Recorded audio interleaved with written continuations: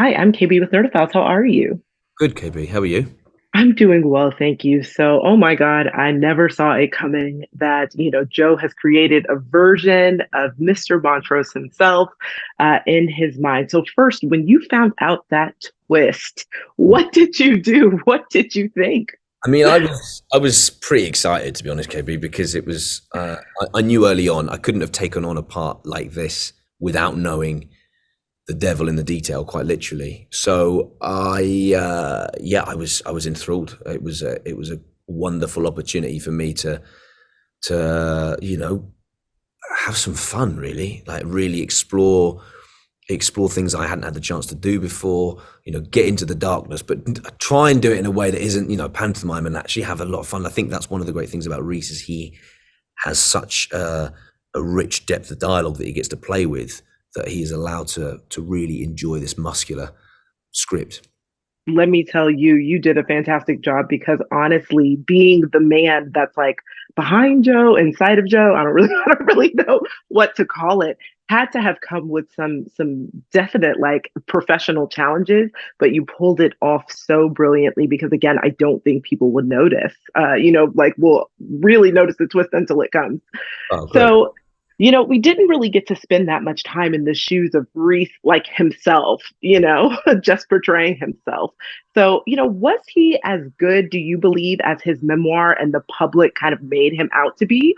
Or do you feel like he was kind of holding as many secrets as, his friends and the people around him?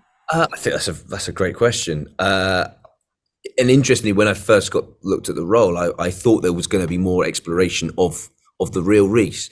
But I feel that look, I don't think it's as simple as he really a good guy. I think that's one of the things that Reese's core, whichever version of himself, is that, and that's why Joe has such a strong affiliation with him, is that he doesn't want to judge too many people, and he recognizes that everybody makes mistakes and everybody has moments of darkness as well as moments of light. We all have this ability to do great things and do bad things, and I feel that Reese holds that at his core, and that's why he mixes with this high society, because he even says about it in his memoir, like, these people helped me at a time.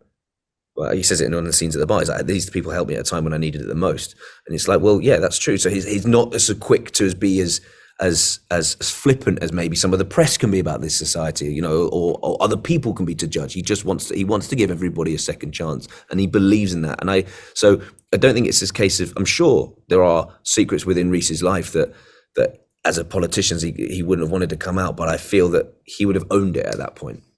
Ooh, I love that. And so, lastly, my question is, talk about a little bit of the professional challenges between you and Penn of kind of portraying this. Like once the dynamic shifts on screen, and recognize, or the audience recognize, that he's a part of his memory and his mind.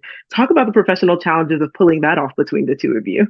Yeah, I think you have to give full credit to the writers and Sarah Gamble and the structure of the show and the structure of how we were going to tackle that second part of the season, because it was written in a way that you almost didn't have to worry about that, Mm. because the story is being told for you, and the audience will go, the audience are trusting in the narrative.